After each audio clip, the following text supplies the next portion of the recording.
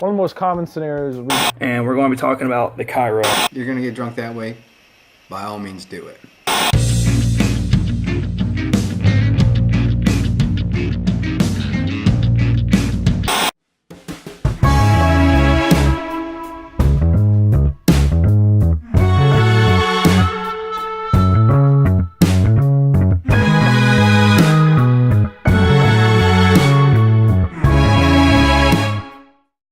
How's it going, everybody? You're watching Whiskey Wednesday. Please drink responsibly. I am, of course, still Dylan. Today, I'm going to be doing another review for a whiskey I've never had. 10 High Kentucky Bourbon.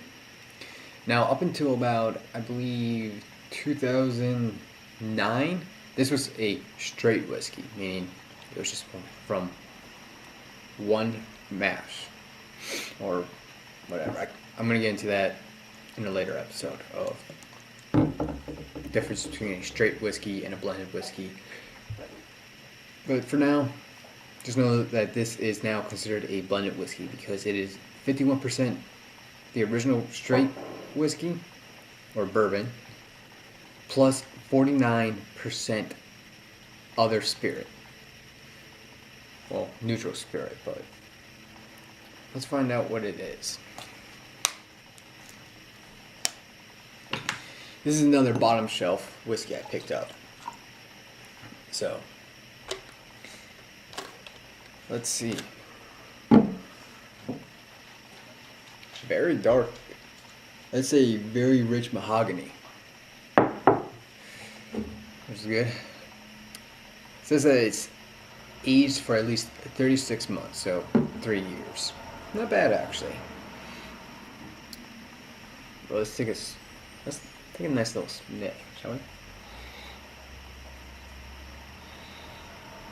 Wow. Yeah, it reminds me more of a flavorless vodka. It's got no real distinctive smell. Yeah. No smell really, other than you just smell grain alcohol. That's it. You're not going to be smelling anything pleasant. And of course, I'm going to be trying it first neat. And then I'm going to add a little bit of water to it. See if maybe that will make it better.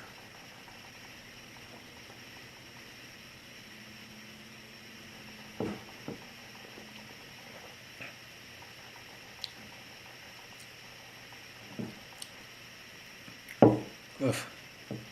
That is a little harsh. Not gonna lie. You know how there's a difference between the burning of vodka when you drink it and whiskey? This is about more on the whiskey side. No real flavor to it, other than it just kind of sucks. I'm not gonna lie, this is probably one of the worst bourbons I've ever had. And this is definitely one of the worst whiskeys I've ever had. I mean, this is like, I will take this over Fireball any day. Or Jack Daniel's Honey.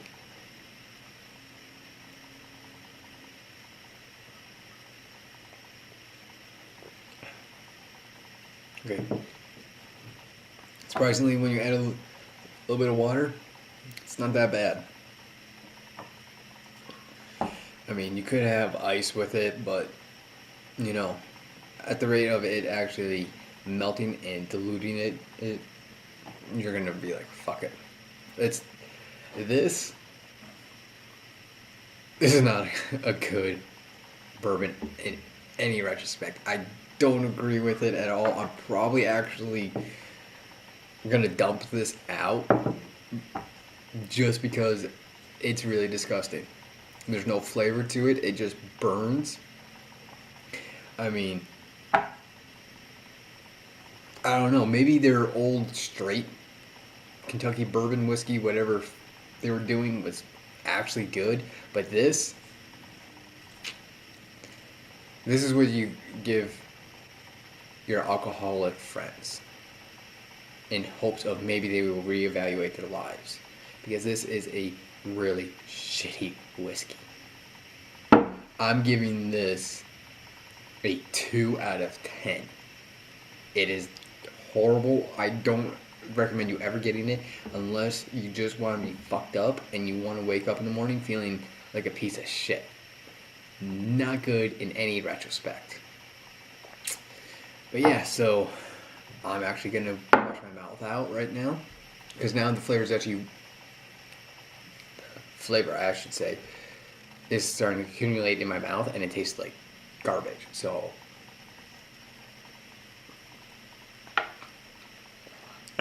better. Ugh. So, yeah.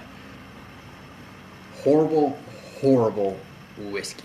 I mean, this is maybe good for a back alley doctor who needs to disinfect his tools and calm his hands. But other than that, stay away from it, guys. I mean, if you want to just become an alcoholic and not give a fuck, go for it. However, you want to have a good whiskey, try Lagavulin, try Taliskers, try any of the single malt stuff. But yeah, 2 out of 10. Probably just going to dump this out. Not even worth giving to someone. I am still Dylan. You've been watching Whiskey Wednesday. Please drink responsibly.